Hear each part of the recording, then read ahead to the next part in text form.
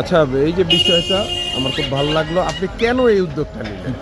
আসল কথা হলো যে উদ্যোগটা হলো স্বয়ং আল্লাহর এবং বাবা অনুকূলচন্দ্রের, যিনি আমাদের গুরুদেব আর কি, আমাদের সৎসঙ্গ দিয়েছে বাবা অনুকূলচন্দ্র। এই উদ্যোগটা তার কাছ থেকে আসছে বলেই আজকে আমরা রেহাই পেয়ে যাচ্ছি। দেখেন, দীর্ঘদিন যাবৎ আল্লাহর এই জমিনে যৌতুক দেওয়া নেওয়া হয়েছে। আমরা দেখতে পাচ্ছি যে ওই যৌতুক দেওয়া নেওয়ার পরে মেয়েটাকে তালাক দিয়ে দেয় এবং ছাড়াছাড়ি করে চলে যায়। তো আল্লাহ আর এখন এটা সইতে পারতেছে না। আপনারা অনেকেই জানেন মনে হয় যে প্রথম যেদিন আল্লাহর জমিনে ওই তালাক হয় সেদিন আল্লাহর এই আরশটা কেঁপে উঠছিল। এর কারণটা কি?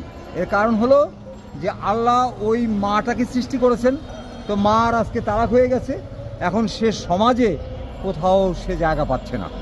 কারণ তাকে এখন সবাই ভাবে যে ওর একটা বিয়ে হয়েছিল, ওকে এখন তালাক দিয়েছে, ও এখন আর আমাদের সমাজে মানে বসবাস করার উপযুক্ত নয়।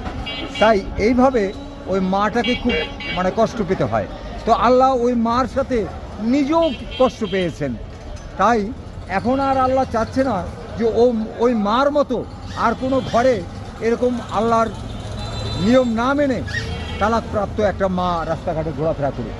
ধন্যবাদ। তাই আপনাকে। তিনি খুব দয়াবান, বুঝছেন, আল্লাহ খুব দয়াবান এবং বাবা অনুকূলচন্দ্র খুব দয়াবান যে আমাদেরকে এখনও তিনি শান্তিতে রাখতে চায় এবং আমাদের অন্যান্য মায়েরা যেন সুখে থাকে সেই ব্যবস্থা তিনি করেই রেখেছে।